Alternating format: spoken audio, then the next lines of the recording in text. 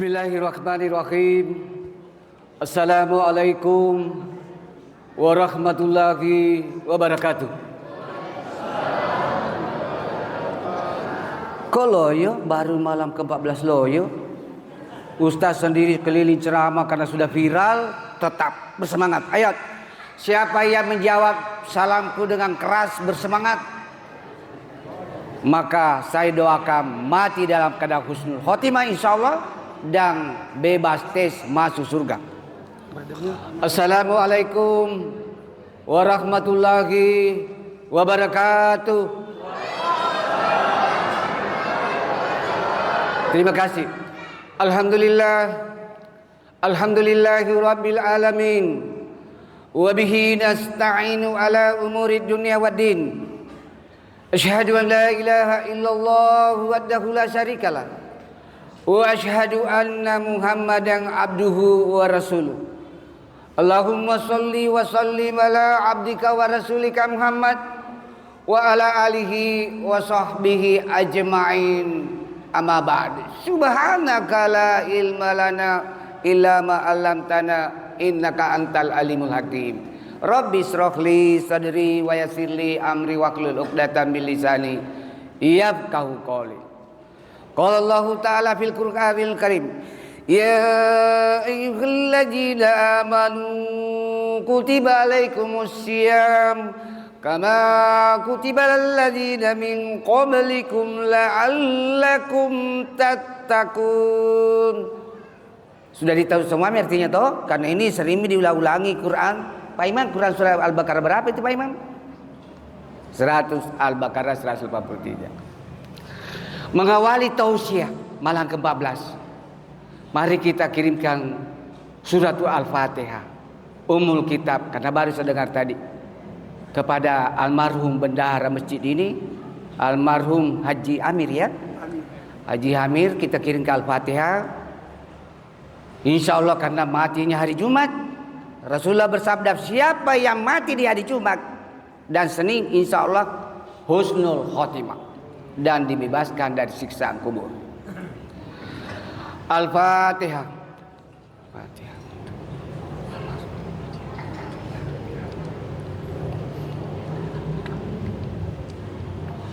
Makasih. Mengawali tausiah, mari kita bersalawat kepada Rasulullah. Lalu dilanjutkan taubatan nasuha, lalu dilanjutkan zikir. Siapa yang selalu bersalawat kepada Rasulullah di akhirat nanti akan mendapatkan syafaat dari Rasulullah. Siapa yang selalu bersalawat kepada Rasulullah di akhirat nanti berdekatan duduknya dengan Rasulullah. Dan siapa yang selalu bersalawat kepada Rasulullah apalagi di bulan Jumat dan di hari Jumat sebagai salah satu amalan istimewa, insya Allah dimudahkan rezekinya, urusannya, jodohnya, studinya, dan urusan dunia lainnya. Ayo, sholatullah, salamullah, ikut kita. Sholatullah, salamullah, Allah Toha Rasulillah. Salatullah, salamullah, ala Yasin Habibillah. Tawassalna bismillah wa bil hadi Rasulillah wa kulli mujahidin lillah bi ahlil badri ya Allah. Selanjutnya taubatan nasuha. Astaghfirullah Rabbal baraya. Astaghfirullah minal hataya. Rabbi zidni ilman nafi'an wa wafiqni amalan solehan wa wahabli rizqan wasi'an wa tub alaina taubatan nasuha wa tub alaina taubatan nasuha. Yang terakhir berzikir subhanallah walhamdulillah wa la ilaha illallah Allahu akbar Subhanallah walhamdulillah wa la ilaha illallah Allahu akbar. Jamaah Isya Tarwih dan Witir Masjid Nurul Muhsinin yang dimuliakan oleh Allah Subhanahu wa taala. Adapun judul tausiah pada malam ke-14 ini yaitu 6 perkara yang dapat menghapus amal. Di akhirat nanti ketika sudah menghadap para manusia dari Adam sampai manusia terakhir, sesudah dihisap ada hamba Allah keberatan. Ya Allah, kenapa saya dimasukkan ke dalam neraka padahal tiap bulan saya umrah, tiap tahun saya haji, bersedekah, memberi makan kepada fakir miskin dan sebagainya.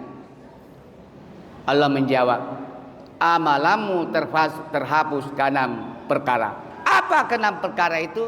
Yang pertama, suka mencari kekurangan orang lain, lupa kepada kekurangan sendiri. Padahal Oma sudah selalu mengingatkan kita, janganlah kau suka membukakan aib sesamamu. Ke sana kemari kau ceritakan kekurangannya. Semutan di seberang jeneberan jelas kelihatan. Gajah mati di pelupu mata tiada kelihatan. Gibah, gosip. Maaf ibu-ibu, berhenti gosip. Bahaya Pak gosip. Termasuk penyakit hati. Penyakit hati itu gibah, gosip, dengki, iri hati. Apalagi tuh? Jagalah hati, jangan kau nodai. Jagalah hati, cahaya ilahi. Jagalah hati, jangan kau kotori. Jagalah hati, lentera hidup ini. Rasulullah berkata, di dalam tubuh manusia ada segumpal daging. Kalau itu baik, baiklah semua tubuh manusia itu. Tapi kalau itu jelek, hati. Yang kedua yang bisa menghapus amal, keras hati, susah menerima kebenaran. Sampai detik ini Pak, masih ada umat Islam tidak percaya peristiwa Isra dan Mi'raj. Mana mungkin tidak cukup satu malam hanya dengan mengendarai borak bisa Rasulullah menjelajahi. Keras hati, tidak bisa menerima. Padahal Allah jelaskan melalui firman di Quran surah Al-Isra. Subhanalladzi asra bi 'abdihi lailan minal masjidil haram ilal masjidil aqsa alladzi barakna haulahu linuriyahu min ayatina innahu huwas samiul basir. Apa arti itu Pak Imam? Bantu kacapok lupai. Ini salah satu gaya retorika supaya orang ketawa. Makanya saya pakai begini karena banyak goyang Kak. Banyak goyang supaya tidak mengantuk, tidak tegang. Mengapa banyak orang sekarang mati mendadak, madak, pecah pembuluh darah, serangan jantung? Karena terlalu tegang. 3S, serius, santai, sukses. Alhamdulillah sudah 60 tahun masih jos, masih kuat berdiri. Kalau ada laki-laki di sini tidak kuat berdiri, berhenti kau jadi laki-laki. Itu kata-kata Pak, dilihat seluruh dunia melalui YouTube. Yang ketiga, hubbud dunia, terlalu cinta kepada dunia. Apa tanda-tanda orang terlalu cinta pada dunia? Menghalalkan segala macam cara untuk jadi caleg, biar ijazah palsu.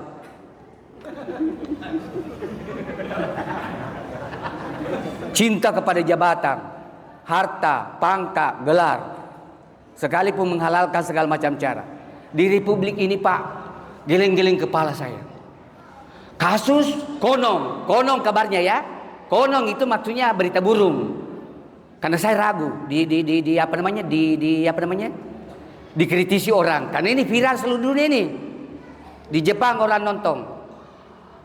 Konon kabarnya Pertamax isinya Pertalite. Benar itu Pak Imam? Karena saya tidak suka melihat. Yang kedua, konon kabarnya. Karena banyak juga berita bohong sekarang Pak. Konon kabarnya supaya hilang risiko. Konon kabarnya SPBU ada kasus pakai alat tidak cukup liter. Ada lagi viral tadi di media sosial, gula merah campur tanah. Pak, pusing gak melihat Republik ini. Pusing saya, Pak. Di Jepang tidak ada kasus seperti ini. Muncul pertanyaan, kenapa Jepang mengajarkan Al-Quran, ajaran Quran, padahal bukan Islam, Pak? Apa contohnya? 1 bulan Kak meneliti. Ada penelitianku perbandingan budaya Bugis Makassar dengan budaya Jepang. Falsafah hidup orang Jepang kurang lebih sama dengan budaya Bugis Makassar, cuma bedanya pengamalan. Contoh, banyak orang Bugis di sini, Pak. Bukan Bugis banyak uang ganda ke istri, bukan. Maksud saya Bugis beneran. Salah satu falsafah Bugis, reso patemengi nama lomo nalate pamase dewata. Kerja keras, belajar keras, ibadah tanpa henti, insya Allah akan turun hidayah dari Allah. Jepang, Pak, kebetulan ada anakku dapat hidayah kerja di Jepang. Pak Iman, Jepang itu jembatan kembar belok kiri. Ada anakku kerja di Jepang. Jepang benaran, Pak, bukan jadi foto pangkel. Jepang benaran. Dia bilang, Pak, kalau jam kerja Senin sampai Jumat jangan ditelepon. Why? Mengapa nak? Di sini kerjanya fokus. Di sini tidak banyak bicara, banyak kerja. Makanya Jepang sekarang ingin menyaingi Cina. China sekarang top 1 dunia. Tinggal nyawa yang tidak bisa dibuat Cina. China sekarang bisa membuat mobil tanpa sopir. Kita sudah punya sopir, masih terjun bebas diantar. Ada itu kasus masuk di kanal, pakai sopir masih terjun bebas, 2 penumpang mati di tempat, sopir menyusul meninggal di rumah sakit. Sekarang China, Jepang, Amerika sudah bisa membuat mobil tanpa sopir dan tingkat ketepatannya, kecermatannya tahu seragu, dipantau oleh radar dan komputer. Hebatnya lagi China, operasi sesar kandungan tidak perlu lagi pakai tenaga manusia, pakai robot.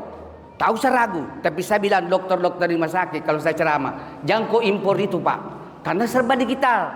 Nanti salah tindis, bukannya operasi kandungan, leher terpotong. Bahaya, Pak, di Indonesia, bahaya. Sekarang China bukan hoax ini, saya lihat langsung. Anak saya cerita, di China Jepang sudah bisa membuat mobil terbang. Modelnya seperti apa namanya itu kalau foto dari udara? Drone. 5 muatannya. Ini cocok di Makassar dibeli untuk mengatasi macet. Tapi dibilang istri jangan kau beli. Rencana saya mau beli. Kalau murah, dia bilang jangan kau beli, Pak. Susah di Makassar beli mobil terbang, tersangkut di kabel. Karena Makassar sembrau kabel-kabel. Persis kota Bali.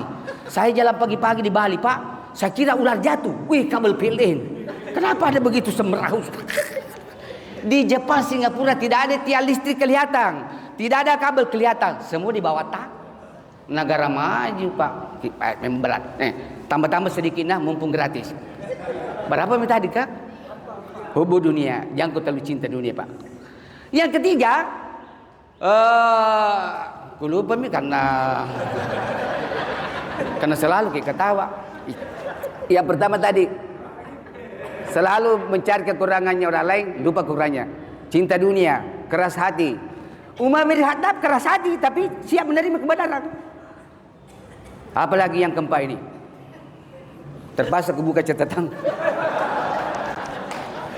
Dimaklumi, Mbak, capek. Saya, Pak, biasa ceramah 4 kali 3 hari. Karena Kompas TV kejar tayang. Dan dimaklumi, profesor juga itu manusia biasa. Penuh memori. Salah satu ciri profesor mudah pelupa. Istriku, Pak, carikan ke kecamatuku, mau kau baca Quran. Saya bilang ada di Batata. Terpaksa lihat konsep. Sibuk cari kekurangan, sudah. Kaswatul kalbi, sudah. Hubu dunia, sudah. Wakilatul hayat.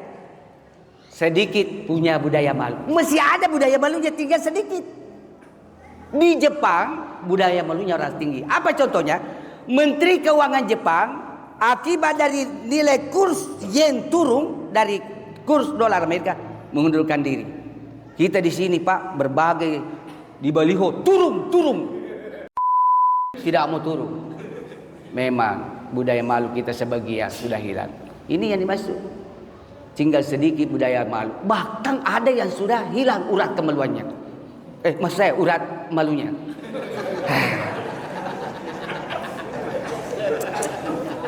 Giling-giling kepala saya luar negeri. Kada tuh mau jadi doktor, DT, doktor tiba-tiba. Kita tidak pernah lihat kuliah tiba-tiba doktor. Pahit. Dan menurut hasil penelitian salah seorang dari luar negeri, Indonesia termasuk peringkat kedua di dunia curang akademik. Ada kasus jual beli nilai. Kalau mau dapat nilai A 600.000. Wah, wala kelihatan itu Pak kalau doktor yang diberian tiba-tiba yang pakai ini. Kelihatan itu di masyarakat disuruh jadi iman tidak bisa. Jujur ke Pak, katakanlah apa yang sejujurnya. Kalau Prof Hadis pantas nggak jadi profesor? Pantas Pak. Di UNM tidak ada yang berani. Kalau Pak Hadis kedua ayat yang mau kebantah karena itu sudah Quran bicara. Berikutnya lagi. Terlalu panjang angan-angan, cita-cita bermuluk-muluk. Contoh, gajinya 2 juta, mau cicil Mercy. Ini yang banyak bunuh diri. Akhirnya menghalalkan segala macam cara korupsi. Indonesia negara termasuk terkorup di Asia Tenggara. Memang berat negeri ini Pak. Kasus Pertamina dong, jangan makin perpanjang dong. Bahaya Pak. Lebih jadi ustaz. Ustaz apa yang beri korupsi? Quran, enggak ada. Dan bagusnya jadi ustaz, mahasiswa yang cantik-cantik tidak ada yang mendekat. Jangan dekat sama ustaz, dah baca aku Yasin. Apalagi kalau mendadami Pak Haji Musutin di Kompas TV, tidak sempat ganti celana panjang. Apa yang terucap di masjid? Assalamualaikum Pak Ustaz. Takut ki perempuan goda istriku bersujud syukur. Suamiku jadi ustaz, takut perempuan menggoda kita. Baca aku ya. Yang terakhir, perbuatan solim. Apa yang dimaksud perbuatan solim? Satu contohnya tak? Ini bahaya. Perbuatan solim. Makanya tidak mau jadi pejabat. Jadi ketujurusan bagi saya itu kecil itu Pak. Tapi saya tidak menghalalkan segala macam cara. Bahayanya. Di Indonesia sudah banyak kasus.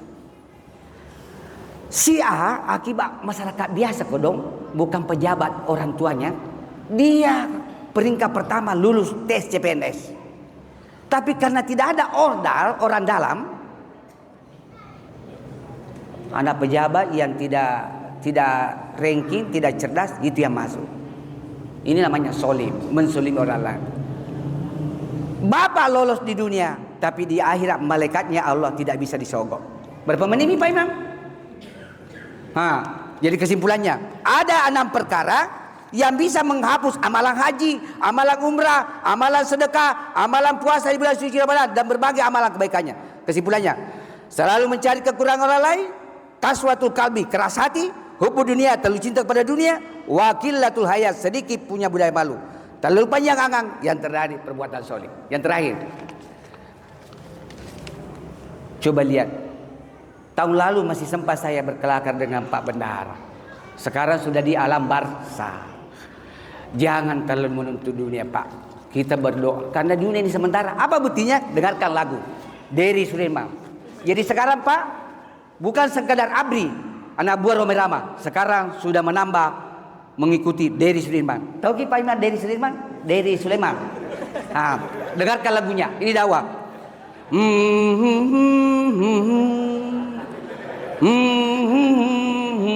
Penutup ini. Wahai manusia, jangan engkau tertipu daya oleh dunia yang fana.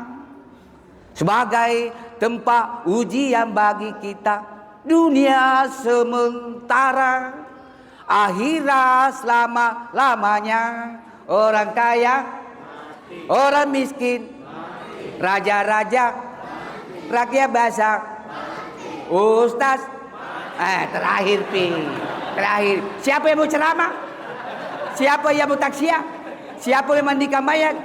Siapa yang mau bungkus mayat? Yang taksiah itu presiden? Bukan. Yang mandikan mayat? Bukan. Saya itu Pak bangga, bersyukur, sujud syukur kepada Allah bisa menjadi ustaz. Satu-satunya profesi yang Nabi bergelar al ulama warasatul anbiya. Ulama pewaris para nabi. Hargai ulamamu. Kalau kau panggil bahasa haji, la ilaha illallah 1 jam, jangan kau kasih 1 sisir pisang. Hargai ulama. Seperti di kampung saya sudah la ilaha illallah, la ilaha illallah 1 jam. 1 sisir pisang 20.000 uang. Tapi menggembirakan di masjid ini sudah ada kenaikan. Saya dibujuk. Jadi baik.